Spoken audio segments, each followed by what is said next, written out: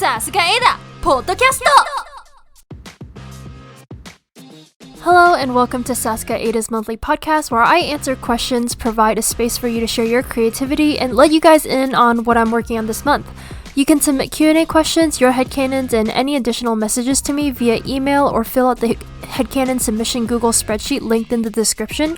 Please read the instructions regarding the template of the email and spreadsheet. If you have any further questions, you can click on my January podcast linked in the description as well and go to the end where I walk you through on how to submit your headcanon and questions. Without any further ado, let's jump straight into business. Hey y'all, it's been a really long time, and for a lot of you guys who know, I am supposed to do this monthly podcast like monthly, right? Because it's called my monthly podcast. But I did skip out on August because a lot of shit happened in August. So around the time when I was planning on recording the monthly podcast, the uncle that was staying with us was going to be leaving for China. And so he stayed with us for about like 3 months to get his green card renewed. And during that time, he got it done like really swiftly, which is amazing.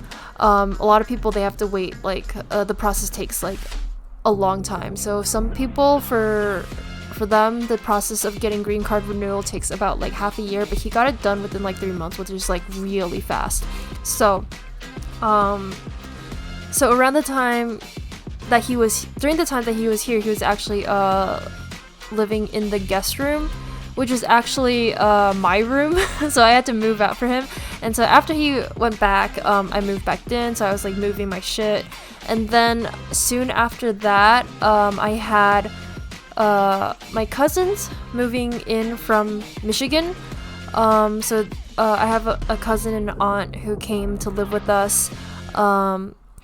And they went on like a short vacation to New York City right before school started, because my cousin who came here to live with me, she's going to be going to middle school.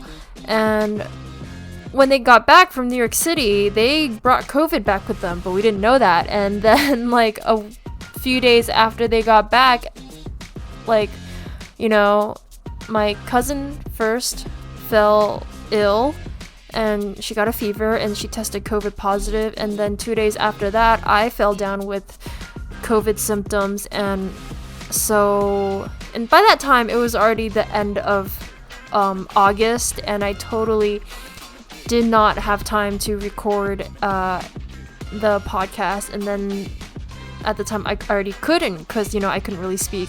So yeah, I really held this off. And so I was like, you know what, let's just wait another month, let the headcanon submissions like pile in, and yeah, so thank you guys so much for making submissions, and thank you guys so much for waiting. So let's get started. 皆さんのマイ設定シェアリングタイム。So the first headcanon submission we have is from Froppy. Hi Froppy! And then the anime you're submitting for is My Hero Academia. Of course. And then the character is Kirishima! Yeah! Okay. So your headcanon is, I, for some odd reason, think he would love cats, especially small ones. Like one day he comes home from work and he's really tired because he came home from work, but then he hears his cat and he just picks the cat up and just chills with the cat next to him while watching TV or something. Aww. I always thought of Kirishima as like more of a dog person, but I feel like Kirishima is just good with any animals, honestly. Like, and I think Kirishima would really like exotic animals. I'm not really into the idea of exotic animals, but I think Kirishima is the type who literally would just take in any animal on the street and then keep it. And it would be so cute. And he's just a big animal person. I think animals really like him too. So yeah, it's just so adorable to think about. And I have cats and dogs, and unfortunately they don't get along, but if Kirishima were real and he were my boyfriend, I'm pretty sure like all my pets would just cuddle up to him, and then they would kind of just go have like a temporary truce. A temporary truce just for Kirishima. Yep, lovely. Thank you so much, Froppy. I love this headcanon. Alright, next we have a submission from Felicia. Hi Felicia, welcome back. Thank you so much for always submitting. And then you're submitting for MHA Hawks, and your submission is, he loves to see you shower with him. Sorry, hold up. I read it wrong. He loves to see you shower him with affection when at home. Not so much outside, but sometimes when you're out with him, he likes to make you jealous. Just to pull your leg by flirting with others, and it did work at first, but then you eventually figured out what he was up to, so you ignore him when he flirts with his fans and go flirt with other guys. He gets pissed every time. Oh god. Yeah, I can totally see that. I can totally see him as the type who just like wants to get you jealous, but kind of just like fails.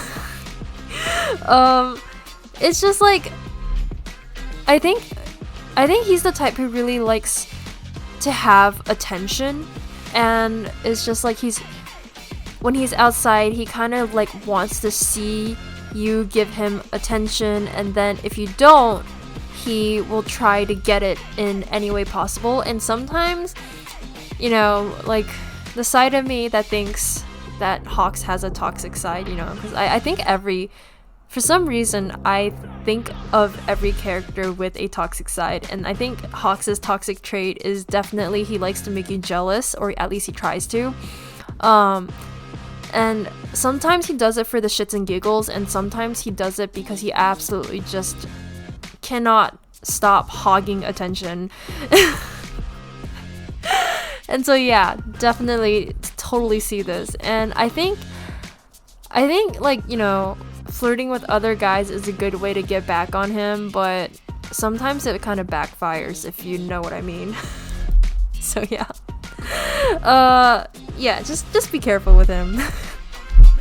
Okay, next we have Ace from, and then we have an anime. The anime you're submitting for is Haikyuu. Okay, thank you, Ace. And then you're submitting for Tsukishima. Ooh, our little salty Shima. Alright, and your headcanon is, I think that when Tsukishima was little, he would watch Dinosaur Train. Oh, that is so cute. I mean, like, it's technically canon that Tsukishima likes dinosaurs.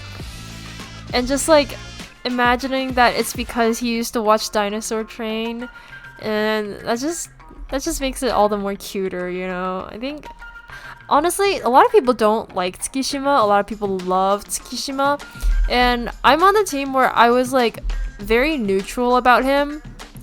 But then like I didn't dislike him, but nor did I really like him. He was just kind of on my list up until season 2, where where you kind of got his like backstory ish kind of thing, and you realize the reason why he was so meh about about volleyball, why he was just like you know, you could clearly tell that he does like the sport, right? Because like sometimes he gets super competitive, but then the reason why he doesn't try, or like at least he tries not to try too hard, is because of what happened to his older brother. And you're just like, oh, like it's a very realistic thing. And I think Tsukishima is a very, very relatable character, and which is why I felt bad that I didn't think much of him at first, because to be honest, like, I relate to Tsukishima a lot, in the sense that, because like that was the kind of mentality that I had back in high school when I used to do any sort of like club activities. I would say, like, you know, why would I put my heart into this? Why would I try too hard? You know, it's not like on my college applications I can just say I worked hard, right? Because during high school, a lot of things that I like to do, I wasn't great at it. So it's not like working hard in these things will get me the results that will get me into college. So at the time I had like a mentality where, you know, it's just like, what's the point? But then like Tsukishima, realizing that it's not about whether or not this thing can get you the results that you want. It's about whether or not you genuinely enjoy this thing. And then that's when it really like hit me, because at the time, you know, I feel like me and a lot of other people were also struggling with just that kind of mentality, and just understanding we're not doing these things because we want something out of it. We do it because we genuinely like it. And that's when I started falling in love with Tsukishima, because it's just like, it just gave his character so much more depth and so much more relatability, and he instantly became one of my favorite characters. So absolutely love him, and I just love the fact that he likes dinosaurs. It is so cute. Oh my god. Okay, yeah, thank you so much, Ace. Love this headcanon. Okay, next headcanon submission we have from Anime Obsessed Weirdo. I don't think you're weird, but I used to call myself Anime Obsessed Weirdo too. But now I don't think being anime obsessed is weird. But it's a cute name. Okay, and you're submitting for Isaac Foster from Angels of Death. Ooh, to be honest, guys, I went to go watch Angels of Death for Isaac Foster, because he was played by the same voice actor as Bakugo. Sorry, I can't talk lately. I'm just like, ugh. Forgive me. I have not been conversing to people a lot lately, and so I'm losing my language abilities. Okay, so I went to Angels of Death for Isaac Foster, and I really do like his character design and just everything about his character, because it kind of reminds me of Accelerator from, if you guys know the certain magical index, or like the certain scientific accelerator series. I really liked the Accelerator character, who is played by Okamoto Nobuhiko. Like, just the way that he laughed, and just like, I have a thing for silver-haired guys. Okay, so I have a thing for silver-haired anime guys. So I kind of like, I went for Okamoto Nobuhiko, and then I stayed for that silver-haired hottie who has like a hysterical laugh. I was very meh about both series. So both Angels of Death and the certain magical index series, I was very meh about the series in general. But I love the characters, like the design and the character personalities, and just absolutely in love. Okay, so enough about my little rant. Let's get into your headcanon.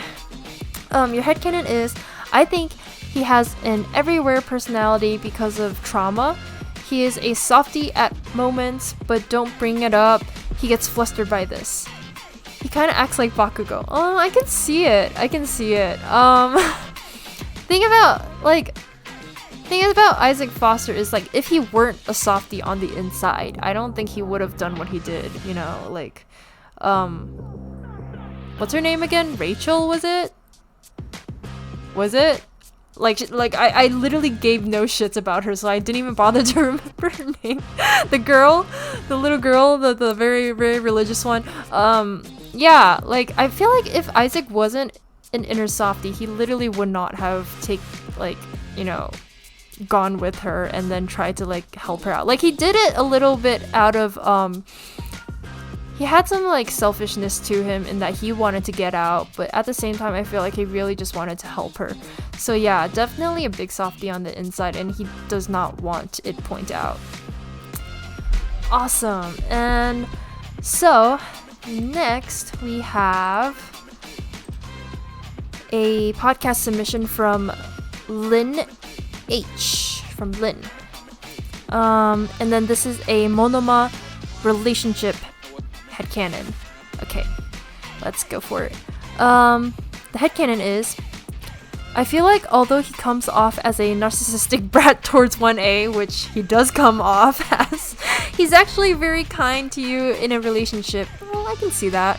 He's trying to change for you because he's scared you'll leave him if he doesn't. He's basically Bakugo without the character development, and if you hate him but love Bakugo, please leave. He loves to cook for you and is actually very good at it. However, he prefers baking and always surprises you when you come home from work with a home-cooked meal and a sweet treat. He tries to show you his love as much as he can, but he has a hard time sometimes and can accidentally say something mean. However, he notices his mistake and apologizes profusely. However, when he does tell you he loves you, he means it every time. His voice becomes soft and it literally just makes you want to hug him. That's all I have for now. I hope you find this well. Aw, thank you, Lynn. Honestly, I really like this, but I beg to differ about the part where he's like Bakugo. I feel like they're very different, very, very, very different people. Just like, because you can both see that they do have some kind of inferiority complex. Like Bakugo has this inferiority complex towards Deku, right? Because he sees Deku as this person who has all the best qualities that would make a hero, and then he just has this kind of like inferiority complex towards Deku. And growing up, he really thought of himself as the best guy, but then there's always this one person that really bugs him. But I feel like on Monoma's side, I think he has a genuine inferiority complex where he thinks everyone is so much better than him because his quirk is copying and he needs to depend on the people around him. So he always, I think for him, he would have thought like, oh, like everyone is so cool and I'm the only one that's left out. Like I'm the loser, right? And then that's what really warped him. So at first when I saw Monoma in the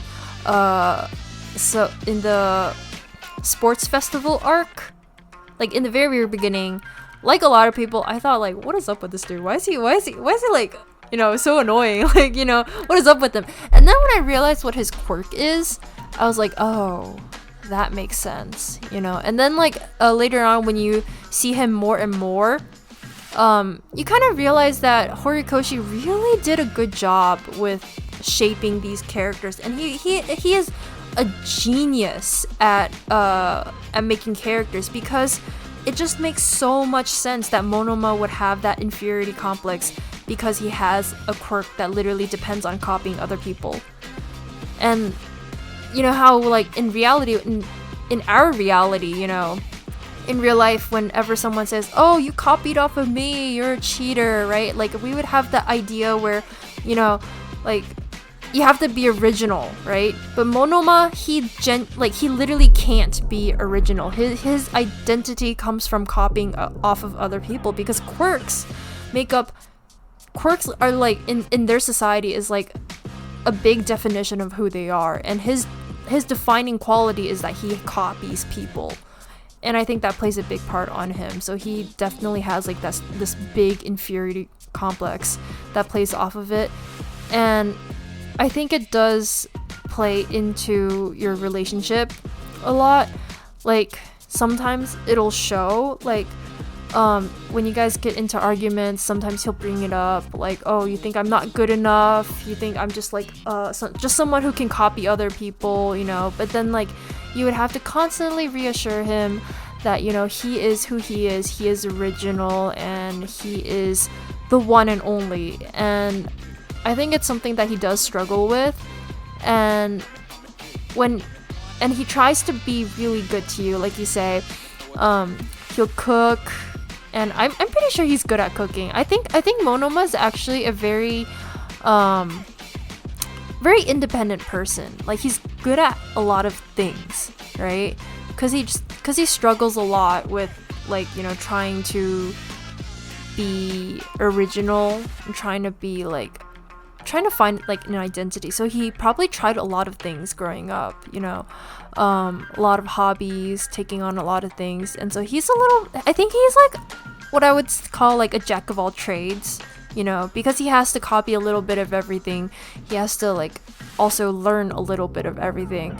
So there's a lot of things that he could do at home for you. And something I like to think about is he would make little stuffed animals. Like he sews. This guy sews and he makes stuffed animals, and I just think it's really cute. So yeah. Yep.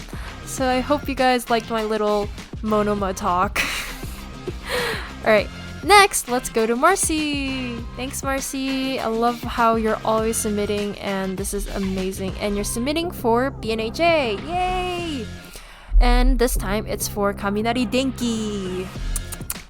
Our little dumb man. Okay. So, Kaminari, headcanon. He is a hopeless flirt and romantic. He's an absolute sweetheart and will always keep you laughing as well as giving you a great time. His smile and laugh is infectious as it is electric. Oh my god, I love this writing.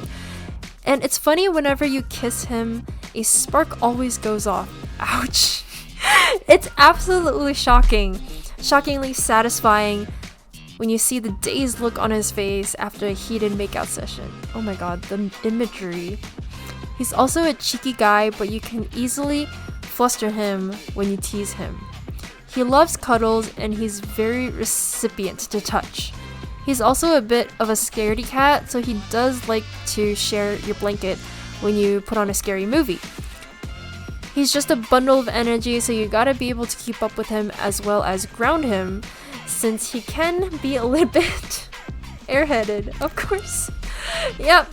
Oh my god, I love the imagery you always put into your headcanons. They're absolutely beautiful. Yeah, Kaminari Denki is what in Japanese we call a charao. Charai in Japanese just means like someone who's kind of like not very serious, that you can't really take seriously, like a flirty guy that girls usually, it's not a good term. It has like a bad connotation to it, in which like people just think like this guy's a player, right? That's what charao means. Like at first, and that's what a lot of like characters in MHA actually use to describe Denki as at first, because he just like at first he just like gave off that energy because he's like trying to woo them, you know, being really flirty and like with them, but like, and then you realize that this guy is just just an awkward teenager who's trying to get a girlfriend. Right? And I think he reminds me of those guys in high school that like they look good and you know they go around complimenting girls and they're kind of popular, or at least they seem like they would be popular, and so girls who are a little bit on the shy and like nerdy side, people who think of themselves as not cool people, so kind of like Jiro. I think Jiro thinks of herself as like an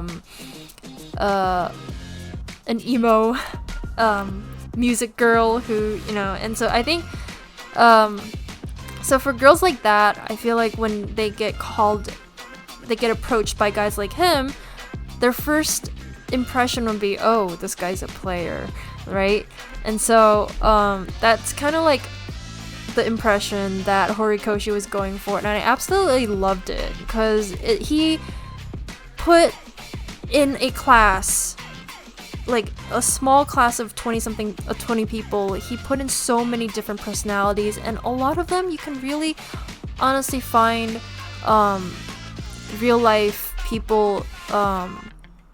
people in your life that could relate to those kind of people. And I definitely saw a lot of like people I know in real life in Denki, and a lot of characters as well, and it's definitely fun to see. And people like Denki, I feel like since they're kind of like a try-hard guys, and they're really bold to approach, and so they expect themselves, and then they're also used to rejection, because they give off that player like energy. So a lot of girls would at first reject them. It's like, no, this guy is not a serious guy, reject. And so these guys are very used to rejection. And so when you kind of like flip the coin on him and you kind of like flirt with him, he wouldn't know what to do. He'd be like, oh, wait a second, what do I do now? He's just so used to like people giving him the cold shoulder that if you just like give him some affection, he's like, oh, holy shit, I didn't practice this. I didn't practice the situation. I don't know what to do.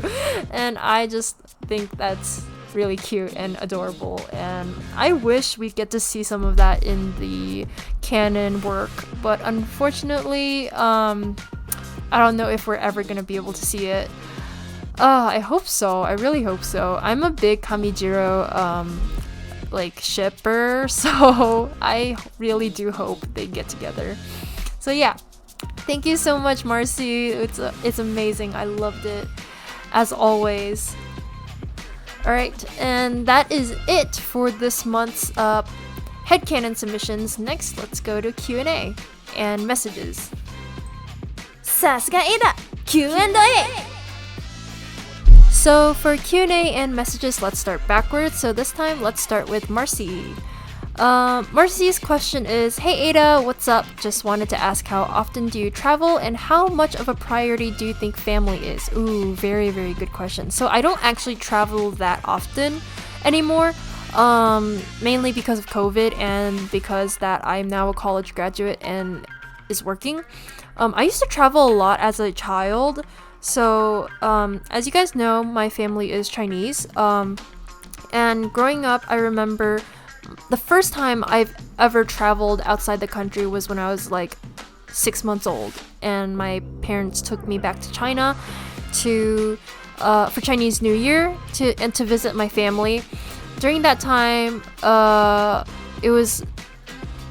I have absolutely no recollection of that memory, but my mom did record a lot of the bits and pieces in videotape.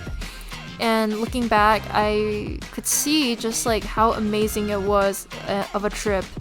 And I've literally, in my memory, I know that I traveled like multiple times. Like since like the very beginning of my memory, I've been very close to my family in China. So basically, since I was 6 months, that was the first time I went back.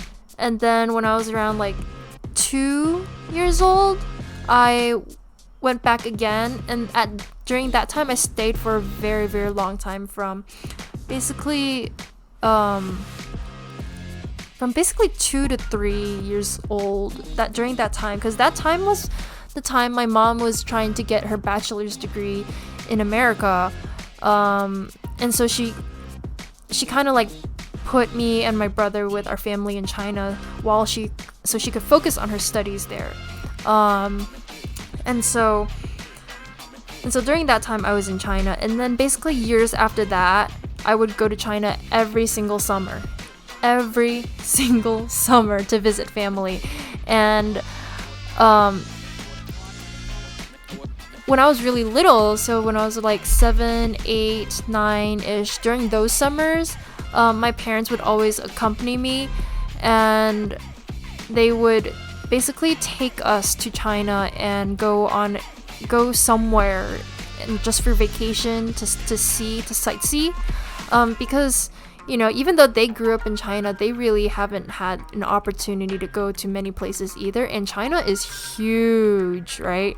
And so we would go there and then go somewhere and sightsee. Sometimes we would even go on a tour trip, and it's absolutely amazing. And my parents have friends all over China, and so there's always someone there to take us around, and it's such a fun experience. And I think growing up, I really look forward to traveling.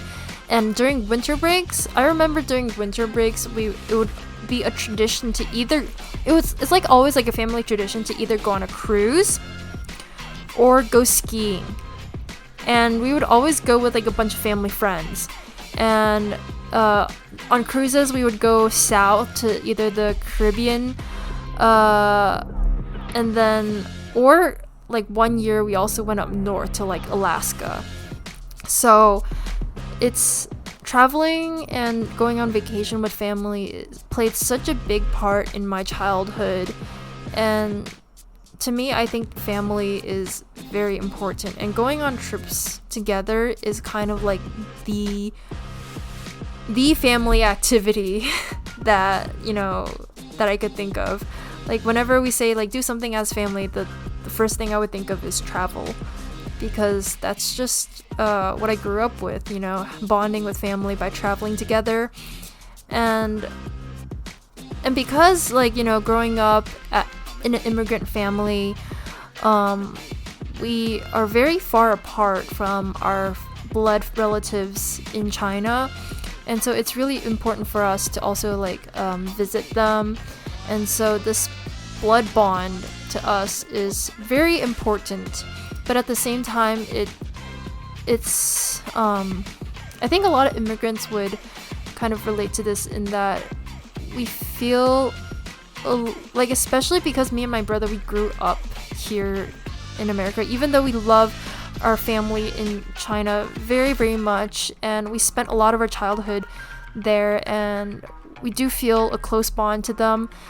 Because we couldn't spend a lot of time with them, sometimes we do feel a little bit of distance, like we don't know what's going on in their lives, you know, we do feel a little bit separated, and sometimes going back, you know, we don't really know what to talk about with them, mainly just because of that cultural difference between us, right?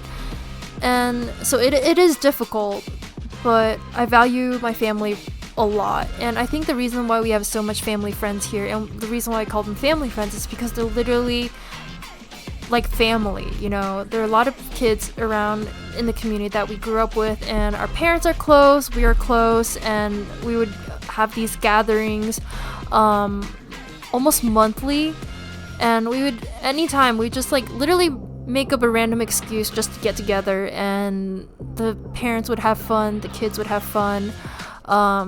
We would just like play around, and it's kind of like our way of coping with being apart from our blood relatives.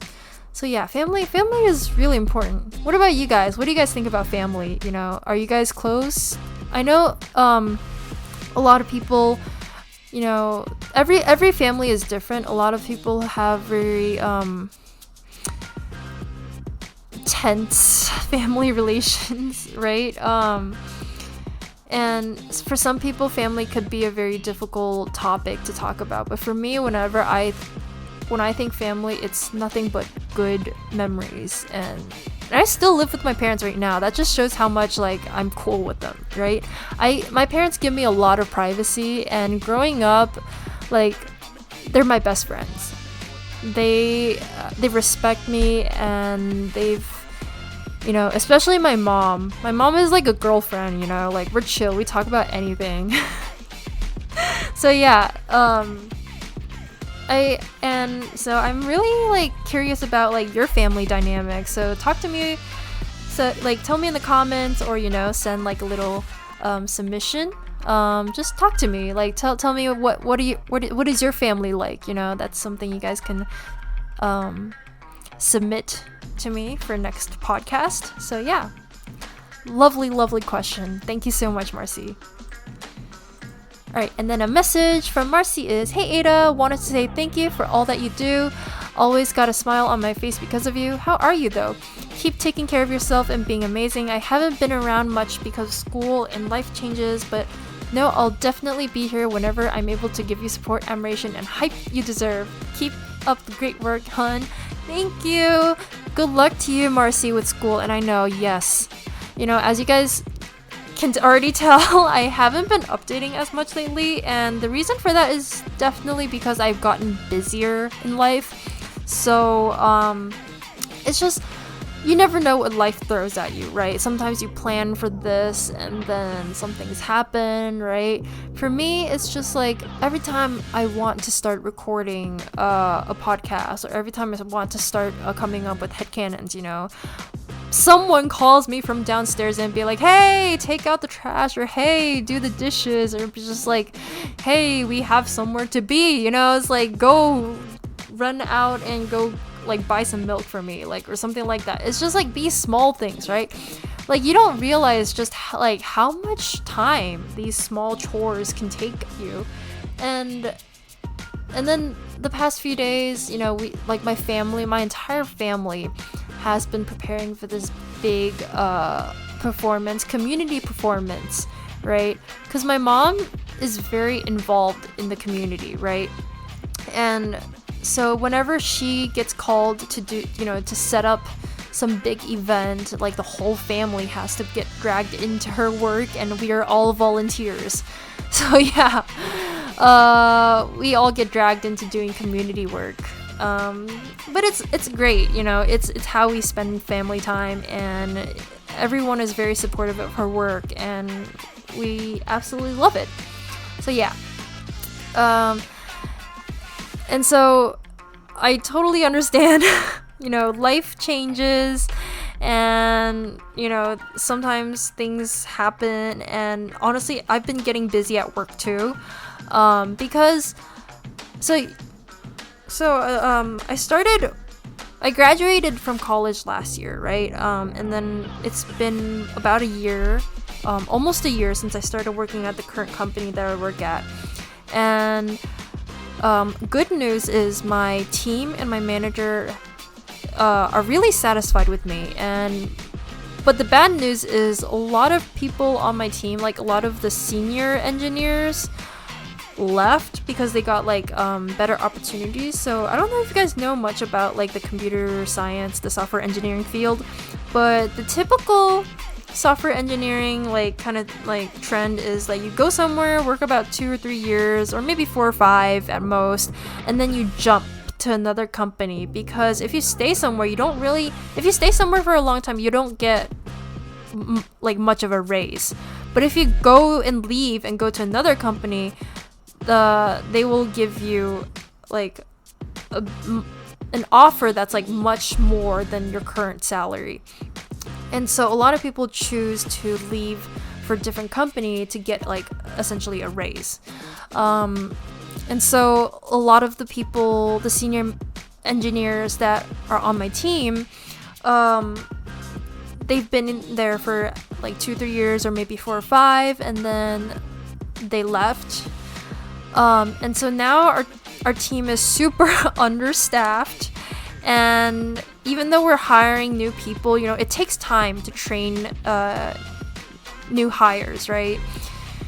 And so a lot of responsibilities start falling on people like me who, you know, just arrived at the company essentially not too long ago. I kind of consider myself like kind of like a new hire. I'm still learning, but at the same time, I gotta start taking on new responsibilities and start preparing myself to become a senior engineer, right? To take up that like position that is now vacant, right?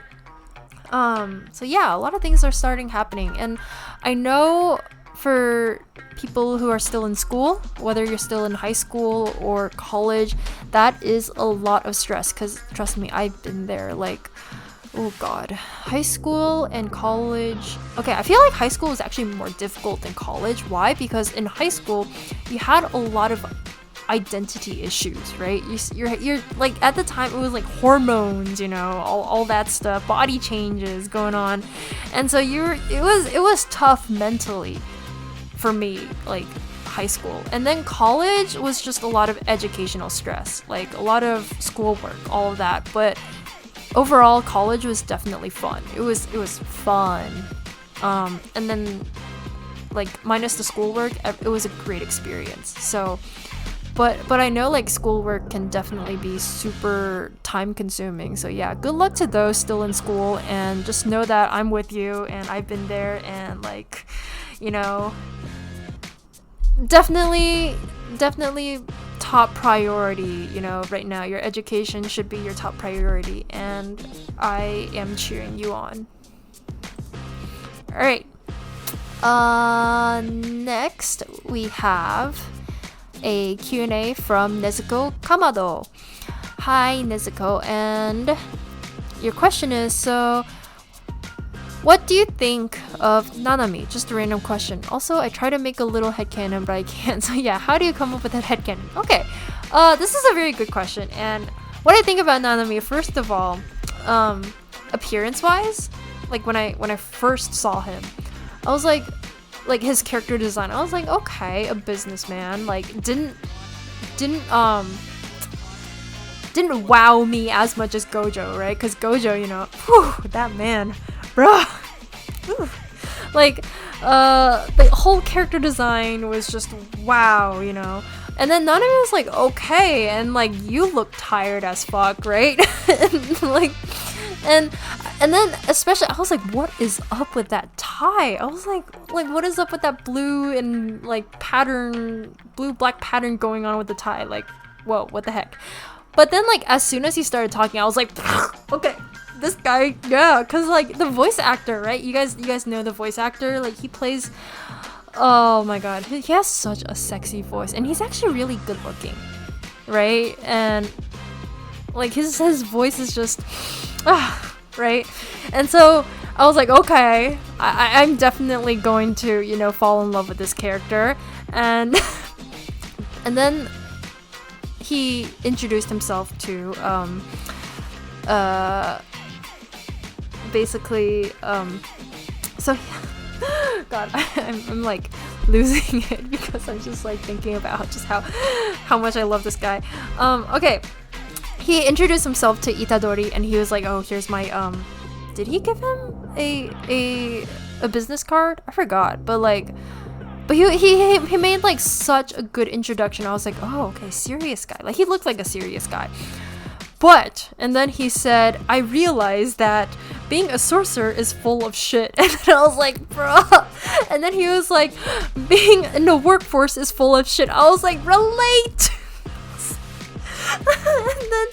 and then instantly just fell in love with this guy. I was like, okay, there's just so much more to this guy, and absolutely love him. And then he's like, a lot of people say he's like the father figure that Itadori never had, and honestly this guy is just so relatable, right? He is a 9-to-5 guy, and when he goes overtime, he's like, okay, you know, gotta get compensation, right? And then I just love the fact that his like cursed energy, how he has like a time limit, like once he's doing like overtime work, whoa, boom, you know, more cursed energy. I was like, that fits so well with his personality. It's just like, you know, it just, all these manga are like all these authors, like they come up with such good ideas to like strengthen the character, and it's absolutely amazing. I love it.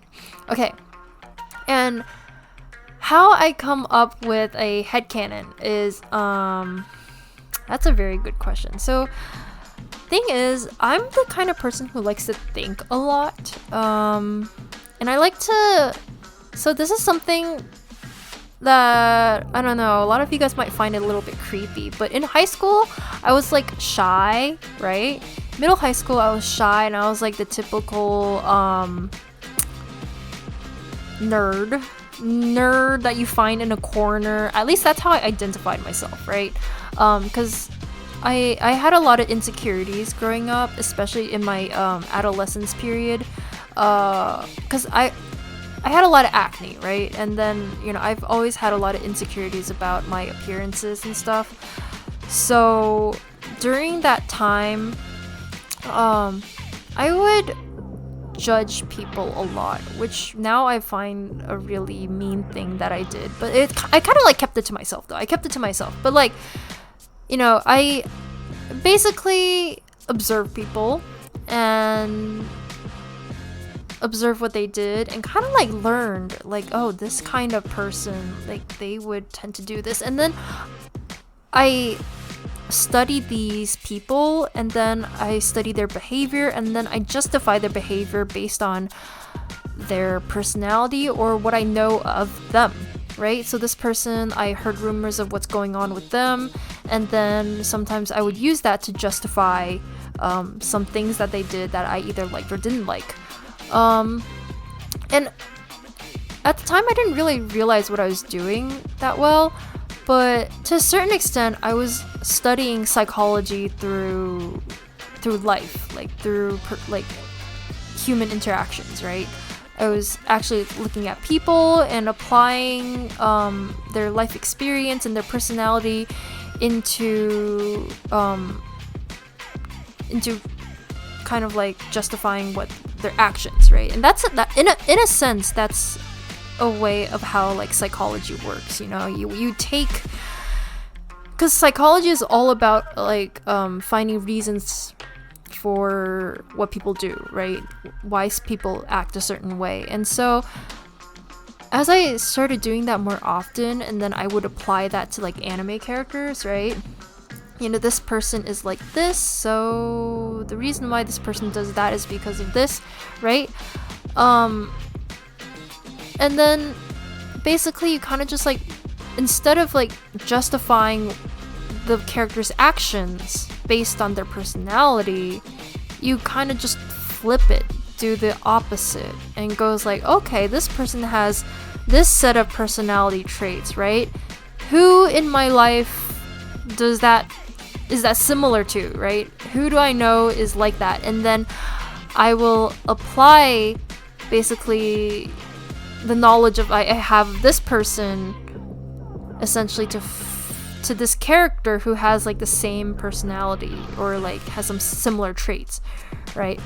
But then obviously for like my spicy headcanons, it's very different. A lot of it is made up, and it's not like, because you know, it's not like I had that many like sexual interactions with other people, right? That's just my spicy headcanons are 100% totally made up, and how I make those up is essentially by me reading and like kind of like learning through fiction how other people portray like certain characters that have gone through like sexual interactions, and take those stereotypes, because you know, a lot of people who write smut, they tend to write in a lot of stereotypes, right? Like this person who is rich and is kind of like a playboy guy and has a lot of kinks or whatever, you know. A lot of things tend to overlap, right? When you read smut, a lot of things overlap, and then you kind of just like find a trend, and then you go like, oh, this guy's like this, so he kind of has like a kink for that, and it's just like, you know, at a certain point it clicks, and then you're just like, oh, okay, right? and like, yeah. But and then also there are some headcanons that are also based on like my personal preferences, because you know, you can find a little bit of yourself in almost every single character out there. As long as you can find a little bit of relation with them, you can kind of tap into their minds, and then you can kind of just like infer like, if I were them I would like this, or if I were them I would do that, but like kind of like that. Yeah, that's literally how you just come up with headcanons, and I hope that helps, because I know a lot of people want to try to come up with headcanons, and I think headcanon is something that is very doable for like everyone. So, you know, good luck to you, and I hope this helps, you know, at some point. And don't go trying stalking people like I did. Like I don't like stalk people, but don't go trying like being judgmental about other people in school or whatever, because, you know, thinking back, that was very mean, a very douchey thing to do. Like, you know, because like I took a lot of stereotypes that I saw in like kind of modern media, so like the jocks and like the popular girls, the popular blonde girls, you know, just didn't think of them as like good people because they fit all the bad stereotypes that you got in like media, and that's not great, and that's why I hate media now. Okay, yeah, that's enough. Thanks. And a message from Nezuko is, I love you and your videos, heart heart heart heart heart. Aw, thank you. Heart sends heart. Okay, sorry, let me just like get some water. Okay, next message we have is from Anime Obsessed Weirdo, who submitted the headcanon about Isaac Foster from Angel of Death, and your Q&A is, how do you feel about Zack? Ooh, how do I feel about Zack? I mean, like I said, I love his character design. I just like, he's crazy. Yeah, he is crazy. Like, I do like crazy characters, and I love his voice. But overall, I feel like the anime for me was very meh, right? I didn't really enjoy the anime that much, or rather it was just like kind of like in a way a little bit boring, I feel like. And then for like animes that I can't really get into, I don't like go that deep with the characters. So for Zack, my love for him is very shallow. It's very much just based on like his appearance and stuff like that, and it doesn't go that deep. So my connection with him is definitely like far like more shallow, like far shallower than my connection with Bakugo. So yeah, but I do. The thing is, it's like I have this like thing for like voices, right? And Okamoto Nobuhiko is by far my favorite voice actor, and I just love his voice. Like both the high pitch, low pitch, the Bakugo, the screamy, screechy. Absolutely love it. And the fact that he plays Usui Takumi is just like, mwah. You know, Usui was my childhood crush, so you know, it's just everything. All of my favorite characters, right? It just goes into this one beautiful voice, and I can't not love Zack, right? It's so difficult to not love a character that is played by Okamoto Nobuhiko, and that is that. And then a message from Anime Obsessed Weirdo is, I love your art, thanks for the videos. Aw, thank you. I'm trying really hard to make more art, but like I said, I've gotten busy at work, so yeah. Okay. Next, we have a message from Ace. I seriously love your videos. They're amazing. Aw, thank you. I try. I want to make more videos, but you know, a little bit busy. Okay, next we have a Q&A from Felicia. Hey Ada, so in your previous podcast, you said you started reading manhwas, right? So what app do you read it from, and what's your top genre? Ooh, okay, so I read manhwa, both Korean and Chinese, from different websites and apps. So let me get my phone actually, because okay, I have this app that I downloaded while I was in school in China. I don't know if you guys know, but I went to college in China.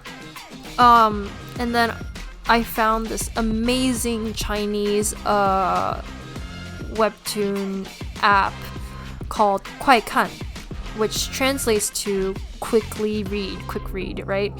And all the manhwas, it has a very big selection. So it has Korean, and it has Japanese mangas, and it has Chinese original manhwas, and it's an amazing app, and I absolutely love it. But there is a subscription for premium.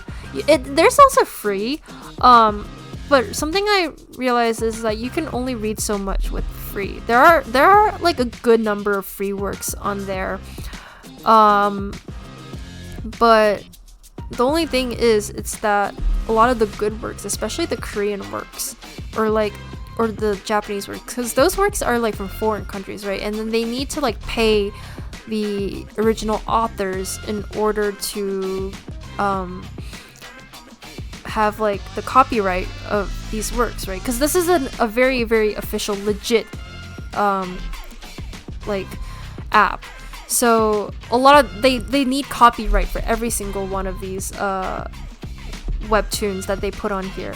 So a lot of them are like you have to pay.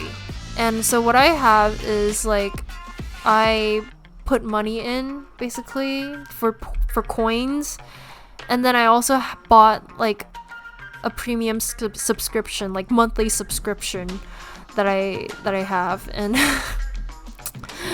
honestly, when I was little, I was so against paying to read manga because I didn't earn any money and I was very cheap.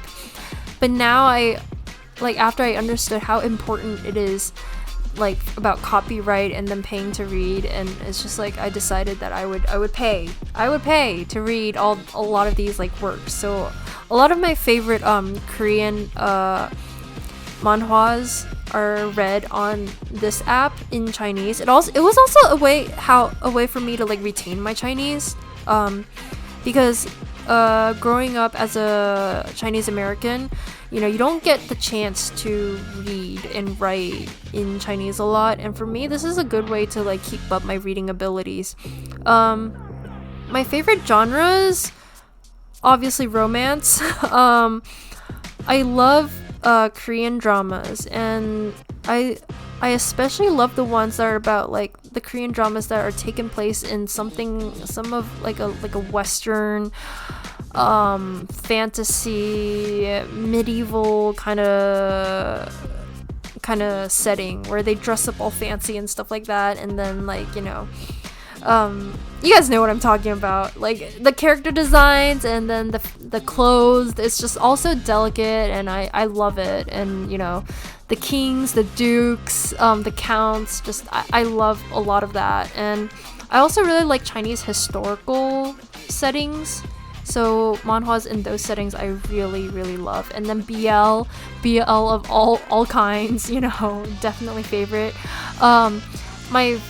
So I first learned about, if you guys know Modao Zushi, or the Grandmaster of Demonic Cultivation, I first learned about that in the anime. I first watched the Chinese anime, and then on QuiteCon I found it in its manhwa form, and I was like, oh shit, I gotta read it, right? And then I started reading it, and then, you know, I couldn't wait for it, and then I started reading the original novel, and yeah, just love that. And then some other websites that, and then I also read on Webtoon, like the app Webtoon. On Webtoon, I think my current favorite read is Men of the Harem,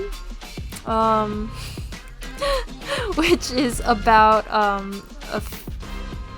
like an empress, a woman empress, and then she has a harem full of men.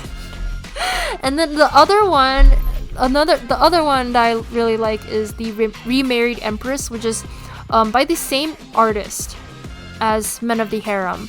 And this one is a very angsty one about this empress whose husband kind of like cheated on her and brought back a mistress, and then she's courted by a king of like a neighboring kingdom. It's really good. You guys should read it. And then I also read Tower of God, and I absolutely love that one. That's like I actually rarely read shonen manhwas for some reason. I don't know why. It's just like I don't know why. Like cause like mangas, I love shonen. But when it comes to like manhwas, for some reason, I'm just like very not keen on reading shonen. But that's like the only like shonen kind of manhwa that I read. And then I also have some websites where I read, you know, kind of illegal scans, I guess, or at least like not paid to read, and I don't think it's good to advertise for these websites, because, you know, obviously like it's not good to advertise for illegal website, so I won't do that. But just know that if you guys search on Google, if you guys like have certain like have the names, if you guys go on YouTube Shorts a lot, because on my YouTube Shorts I get a lot of recommendations for Korean manhwas, and then if I see a good one, I go to comment section somewhere, someone will tell you the name of that manhwa, and you just put it into Google and type read, and then it will take you to some website where you can read it for free. So yeah, so yeah, guys, whatever you guys like. And let me just go off on a few things I'm reading right now. Okay, so right now I'm reading I Became the Villain's Contract Family. That's the thing I'm currently reading right now. Another one is Marriage of Convenience. I really like that one. I'm also reading Papa Wolf and the Puppy. This is like a Chinese made little manhwa, and it's very wholesome. It's very, very wholesome. A lot of people mistake it for BL, but it's not. It's just a wholesome father-son kind of, you know, like thing, and it's really, really good. Another one that I'm reading is The Archduke's Pet. That one I feel like a lot of people might have some issues with it because it's like this fantasy josei mature romance about a female archduke and her beastman lover whom she raised ish. The setting of it is very weird, and I think a lot of people have an issue with the fact that she raised him. But the thing is like in the work they try, like in the story they try to justify it with like beastmen, they age differently from humans. So right, like he looks like a teenager, he looks like a 13-year-old, like appearance wise, like when she first found him and saved him, but he was already 20. Like he should have at least been 20, like at that age, right? Like at that size. So they kind of like justified it that way, which is a little bit weird. But to me, I kind of like throw all my morals away when I'm reading like good fiction, especially if it's smut. I just like don't really care. Like what the heck? It's not like I'm reading it for the plot, you know? It's like, and this was not even like smut yet.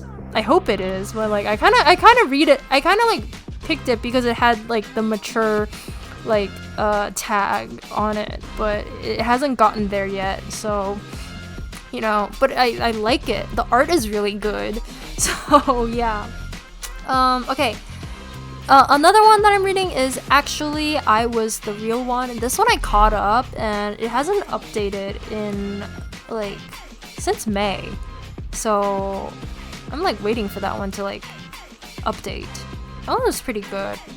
But like now since it's like kind of like keeping me like on the edge for so long, I'm kind of like meh about it now because it just like has not updated. And then another one that I'm reading is The Way That Knight Lives as a Lady. I really like this the concept of this one, and I like the art, but to be honest, the story is not really keeping me. So I kind of like just like dropped it halfway. Okay, and then The Precious Sister of the Villainous Grand Duke. That one is really cute. That one is about, but I kind of about like this, like these two siblings who are like not blood related, but like the brother kind of like raised the sister, and then he's like super attached to hers, and then it's just like the art's pretty good, and I think some people might think it's weird because it's kind of incestuous, but like nothing's happened yet. It's just the brother's being very overprotective right now. Okay. Oh, another one that I really, really love is Death is the Only Ending for the Villainous. That one I love it. I love it so much. It's like a good play on like someone being stuck in an otome game. So this girl kind of like got stuck in the hard route of an otome game where she has to play the villainess and she has to basically essentially win someone's love or else she dies. Yep. It's really good though, and it's really angsty because like she had a lot of problems in her family, and like she's trying kind of like fixing a lot of family issues, I guess, but like at the same time it's kind of empowering, if it makes sense. I don't know what I'm talking about, but yeah, it's good. I really like it. Okay, anyways, next one, another one I'm reading. Oh, this one I love it so much for the art. I absolutely love it for the art. It's called The Way to Protect the Female Lead's Older Brother. The tags in the genre tags are drama, fantasy, philosophical, and romance. I don't know why it says philosophical, but it's also kind of like a stuck in a novel as a villainous character kind of genre, which is like a genre that I've been obsessed with lately for some reason, that I just like cannot get over. The art is absolutely amazing, and unfortunately it's a little bit incestuous because like her brothers are like obsessed with her. Yeah, so you have been warned, but the art is amazing. Just let me get that out there. The art, the art. Mwah! And I cannot stop reading it. Okay, so yeah. Oh, Irregular Empress. I like that one. I really like this one. It's about basically a woman who has to cross-dress as a knight, and then something happens and she becomes an empress or something like that. And yeah, just read it.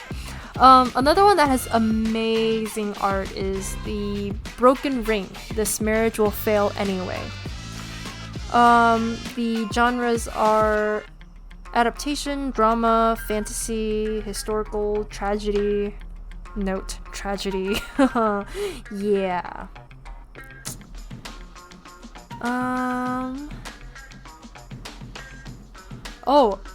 This one is like a very funny read, so if you guys like a little bit of comedy, I recommend this one. If You Touch My Brother, You're All Dead. This one. I keep it as like kind of like a read when I want some shits and giggles, but it's really good. I like it. Yeah. And the thing is, I read a lot of Chinese ones, and I don't really have the English name for them. For Chinese one, I really like a lot of angsty stuff. Like, angsty, especially BL. Oh my god, I love my BL angsty. You guys don't know just like how much of a sucker I am for angsty BL. Like, this all started with Moda Zushi and Tianguan Sifu, and then it just got worse. Yeah. Okay. And yeah, that is that. Okay.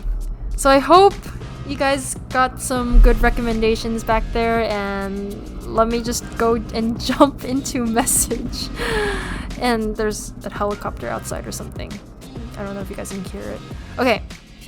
A message from Felicia is, I use Bilibili comics and my top genre would be romance, reverse harem, historical, and action. So if you like them too, I really recommend reading Forced to Be a Princess After Reincarnating into Another World and Don't Mess with the Boss. They are amazing. Trust me, a total stranger.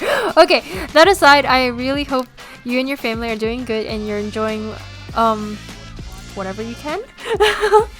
Thank you. Yes, Bilibili Comics is a really good place to read, and I feel like Forced to Be a Princess After Reincarnating in Another World is literally the same formula as any other manhwa I'm reading, so I'm pretty sure I'll love it. A princess. Let me just look that up and see if I already read it. After reincarnating. Turnating into another world. Let's see. I feel like I might have read that one, or at least come across it. Looks so familiar. Oh my god. I don't think I've actually read it, but I'll definitely check it out. And don't mess with the boss. Why do I feel like I read that? Like I came across that too. Is that Korean or Chinese? It feels like it could be a Chinese one. Oh yeah, it's Chinese. Oh wait, holy shit, no. No, wait, why do I, oh yeah, no, I definitely came across this. I came across this on Kwaikan, but this is one of the pay to reads on Kwaikan, and then, I'm not always like too keen on reading pay to reads. So yeah. So I probably like skipped that somewhere. But yes, I definitely came across this before. And if you recommend it, I'll definitely check them out. So thank you so much. Oh my god, this is amazing. I'm getting more recommendations. Alright. Next we have a message from Isabeth. I really love your vids and headcanons. It makes me chill and makes me think about how hot the characters are, lol. But I really love your vids, and your voice is so calming, which makes your vids 10 times better. Oh, thank you so much. And then we have from Froppy, I love your videos, heart. Oh, thank you, I love you too. Alright, and that is it for Q&A and messages. Thank you guys so much for all the Q&As and messages you guys left. It is so nice to hear from you guys, and you guys asked amazing questions this month, so thank you guys so much. Sasuga Eda no nonbiri hanashi.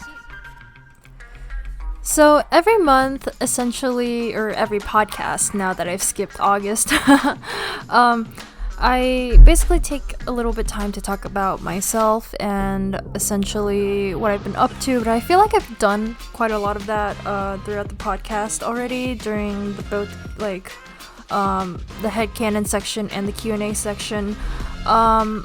So I kind of wanted to take this time to tell you guys a little story, mainly because the past week, about like a week ago was, or a little more over a week ago, it was the lunar calendar's Mid-Autumn Festival, which is August 15th on the lunar calendar.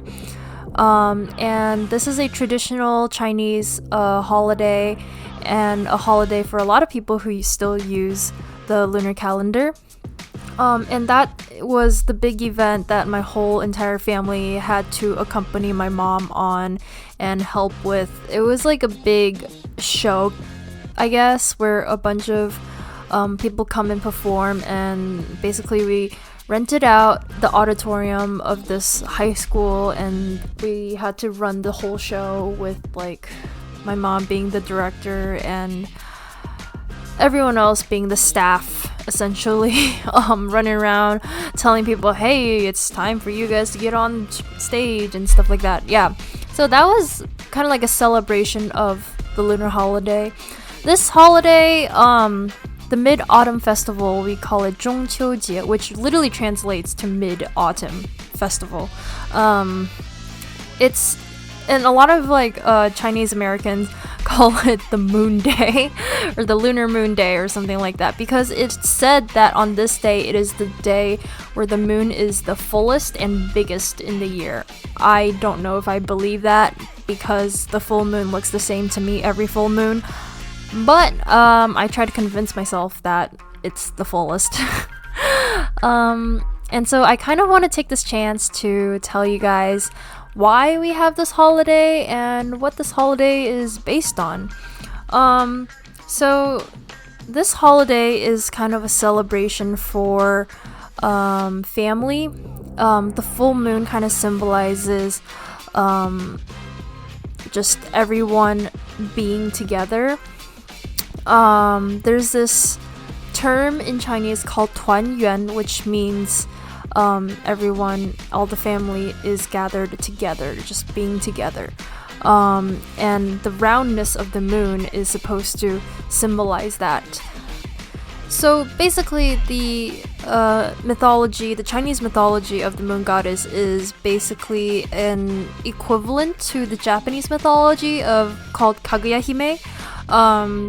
Have you guys watched the anime Love is War? The main character in that anime is named Kaguya, and there's a Japanese mythology called Kaguya Hime, which is about a girl who came from the moon, and she was super pretty, and all these lords were like trying to get her to marry them, and like she, in the end, like some shit happens, and in the end, like the people on the moon came back for her, and she went back to the moon. Essentially, that was like the Japanese version of the story. The Chinese version of the moon goddess is much different. It's very different, and basically to tell the story about Chang'e, which is the moon goddess of like Chinese mythology's moon goddess. To tell the story of how she became the moon goddess, you have to tell the story about her husband first, Hou Yi. And I'm just gonna make it short. So the story of how Chang'e became the moon goddess is called Chang'e Benyue, which literally translates to Chang'e goes to the moon. I know, and then the story of her husband is called Hou Yi She Ri, which means Hou Yi shooting down the suns. And by suns, it's S-U-N, not S-O-Ns. So, legend says that a long time ago, there were 9 suns in the sky. And Chinese mythology like to portray them as fire phoenixes. So essentially, there were 9 balls of fire hanging in the sky, and it was crazy hot on Earth, and the crops were dying, humans were dying, everyone was like, you couldn't live, basically. And so a god called Hou Yi descended from heaven, and he wanted to help humans, right? He wanted to help the mortals, and he said, okay, I'm going to shoot down the suns. But note, the suns were actually sons of the god, like the Jade Emperor. So the S-U-Ns were S-O-Ns of the Jade Emperor. Okay, yeah. And so Hou Yi was going to shoot down the suns to save the people on Earth, right? And so with each sun that he shot down, basically the Earth got cooler and cooler, and by the time he reached the 8th, he was going to shoot down the 9th, but an old farmer on Earth stopped him and said, hey, no, you can't shoot down all the suns. We need light, we need a sun. And so he kept the last one. But the Jade Emperor, which is the emperor of all gods, the leader of all gods, basically, he said, oh, he got really mad, right? He was like, Hou Yi, you killed my sons, right? You killed 8 of my sons. And so basically, Hou Yi and his wife Chang'e got banished from the heavens, and they had to come down to Earth and become mortals. And Chang'e was not very happy about that. She was very happy being a goddess, right? And she wanted to go back to the heavens. And then there's kind of like the female leader of the gods. You can call her the Jade Empress, because in Chinese mythology, some people like to portray the Jade Emperor and the Jade Empress as husband and wife. But in Taoist traditions, there's like multiple versions for it. Like some say that the Jade Empress, her name is actually Wang Mu Nyang Nyang. So some people say Wang Mu came first. And Wang Mu, because like back then in ancient China, there were still some like there was still some matriarchy going on there, and so I guess that's why there were some versions where you have Wangmu first, and then the Jade Emperor became a god, and then some versions like to say that they're husband and wife, some say they're siblings. I don't know, honestly, and it doesn't really matter, because in this version, Wangmu, the Jade Empress, basically, she essentially tells Hou-yi, good job saving the people, good job shooting down the suns. Like, if you interpret Jade Empress and the Jade Emperor as husband and wife, it would be like her sons that he shot down, so it wouldn't really make sense. So like in this version, let's just pretend that the Jade Emperor and the Jade Empress are just co-rulers of the gods, and they're not actually husband and wife. And so yeah, the Jade Empress tells Hou-yi, good job saving the people, I want to give you a reward. And Hou-yi asks for the elixir of immortality, and she rewards him the elixir of immortality. She gave him 2 bottles, one for him and one for his wife, Chang'e. And Hou-yi came back, he was super happy about it, and he told Chang'e that he was rewarded with the elixir of immortality, and with this they don't have to die like mortals. And he also mentioned that if you drink 2 bottles, both bottles, you will go back to the heavens. You will become a god again. And Chang'e, who really, really wanted to go back to the heavens, while her husband was out hunting. Okay, this is where the versions kind of stray, okay? The version I grew up with was Chang'e became kind of blinded, essentially, by greed. She was very greedy, and she was being a little bit selfish, and so while her husband was out, she sneakily drank both bottles. And that's where shit goes down. So after she drank the elixir of immortality, both bottles, she started feeling really light, and she started floating higher and higher, and she was returning to the heavens. And then she started to regret. She's like, oh no, I lied to Hou-yi. I drank the bottles, I drank the elixir without him, and I drank both. I'm returning to heaven now. I'm going to be leaving him alone, even though he worked so hard to get the 2 bottles, right? And so she thought, what would the people in the heavens think of me, right? And then so she kind of turned and started flying towards the moon, and then she got to the moon. And on the moon, there's this big osmanthus tree. Sorry. I don't know if you guys know what that is, but it's a type of tree that has a type of really nice smelling flowers. So yeah, I know, right? A tree on a moon. Yeah, what are they talking about? And that's not the weirdest part, okay? There's not only an osmanthus tree, there's also a little bunny. So there's a bunny that's basically it has a mortar. I don't know. How do you pronounce it? Mortar? Is it mortar? I hope it is. Oh my god. Okay, anyways. So the bunny has a mortar, and it's there just smashing little herbs and making medicine. Yeah, a bunny making medicine. So when you look up at the moon and you see the patterns on the moon, essentially in Chinese mythology, what you see on the moon is a bunny with a mortar and a beautiful woman.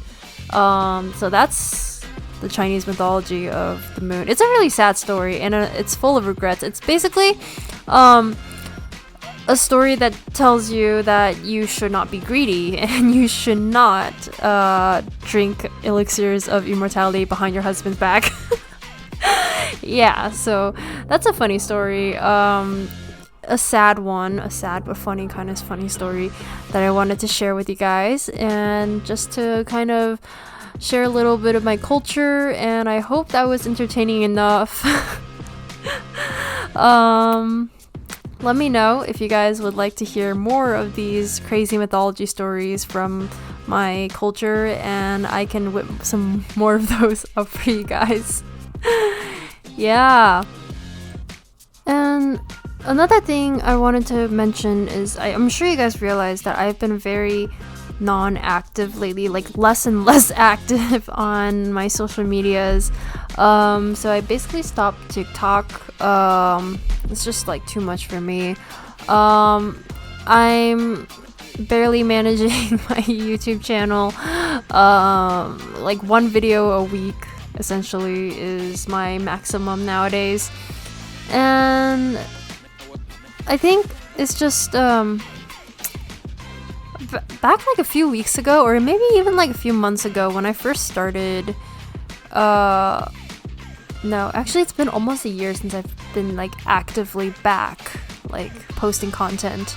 So during that time, I actually had a lot of free time, and then as I got busier and busier and taking on more responsibility at work, I had less time to start to, you know, manage my social media and work on my hobbies. It's a bummer, but at the same time, it's like, it's not as bad as I thought, you know, because I like being busy and having a life that's not just anime, you know. And on weekends lately, the family has been very busy. We go out, we have fun, we have a lot of family time, which also takes away from the time that I could be spending either coming up with headcanons, scenarios, or even art and fanfiction. And it to a certain extent, you know, I wish I had more time to, you know, work on my hobbies.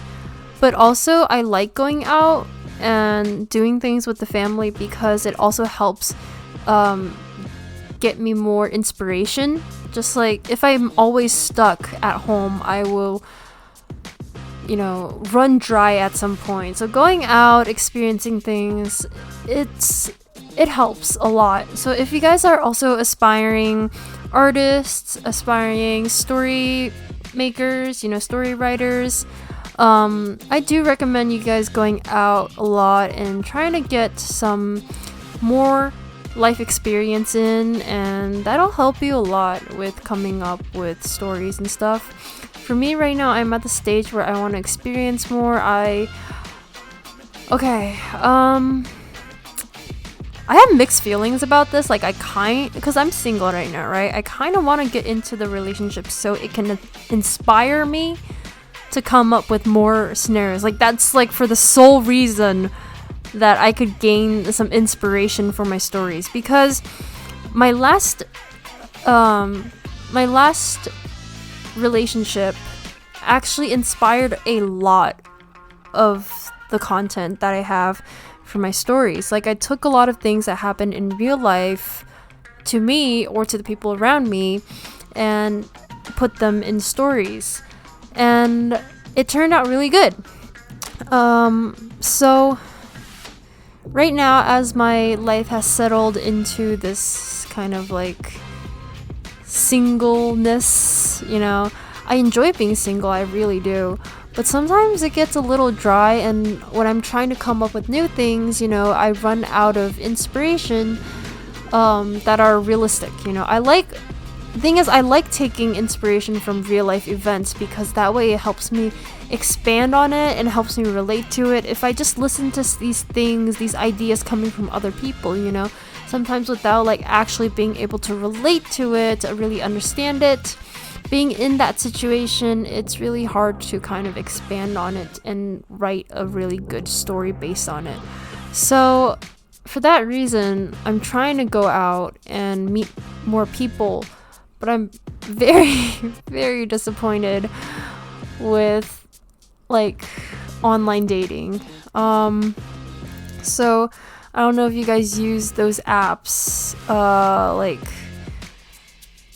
Hinge and whatchamacallit, Bumble and all that.